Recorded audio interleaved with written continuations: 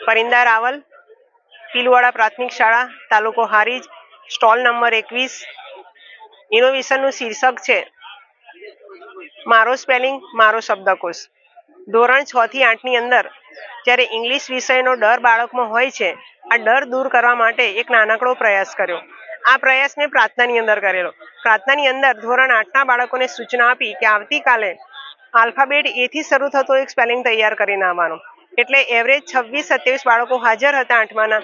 એ રોજ આલ્ફાબેટ એ, પછી બી, પછી સી એમ એક સ્પેલિંગ બોલે છે.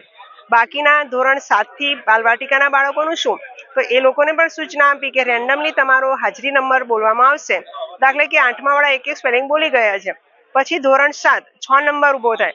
8મા ધોરણના બાળકો જે સ્પેલિંગ બોલ્યો છે એમાંનું એક સ્પેલિંગ બોલે. આ રીતના રોજ એક સ્પેલિંગ બોલાતો જાય છે. હવે 8માના બાળકો એક સ્પેલિંગ બોલ્યા છે, એ બાળકો હવે શું કરશે બોલ્યા પછી? પોતે ક્લાસમાં આવીને પોતાનો અને પોતાના મિત્રનો બેની જે પેર બનાવી છે એ પેર પ્રમાણે પોતાની નોટની અંદર એ સ્પેલિંગ લખે છે.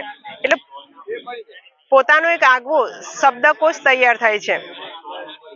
શબ્દકોશ તૈયાર થવાથી બાળકને શબ્દકોશ વિશેની સમજણ પડે છે. શબ્દકોશ શું કહેવાય છે એ પણ એને ખબર પડે છે.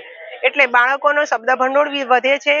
ઇંગ્લિશ પ્રત્યે એને જે ડર હતો ડર દૂર થાય છે, અને સ્પેલિંગ તૈયાર થવાથી એનો કોન્ફિડન્સ વધે છે અને સારું ઇંગ્લિશ વાંચી શકે છે અને બોલી શકે છે.